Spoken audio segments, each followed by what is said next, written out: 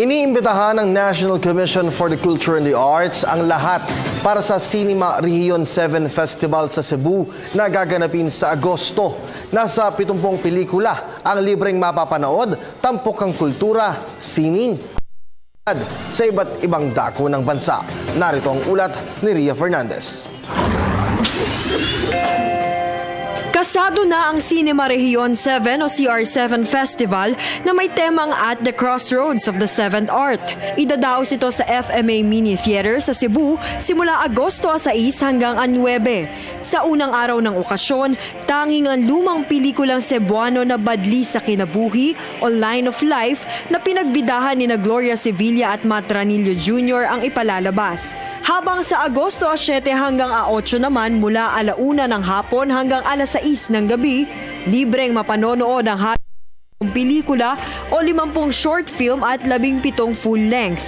Ilan sa mga paksang ipinapakita sa mga naturang palabas ang kultura ng mga katutubo, pagkaabuso sa kalikasan sanhi ng mga nakasisirang kabuhayan gaya ng black sand mining, mayroon ding tungkol sa seguridad ng mga dayuhan sa bansa at iba pa na nagpapakita ng tunay na kondisyon sa Luzon, Visayas at Mindanao.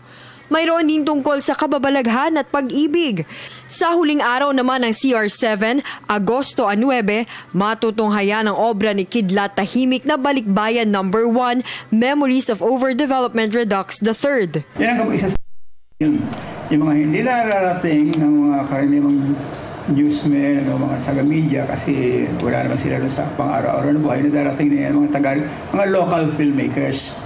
So we have to encourage more local filmmakers sapagkat sila nandun nakalubog, talagang very completely immersed in the life ways of the people.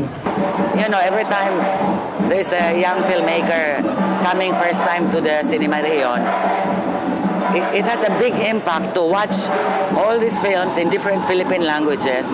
It even reinvents you as a Filipino because you stay in your island, for example, and then you see all these stories from Zamboanga, from Maguindanao, from Pampanga, from the Cordilleras.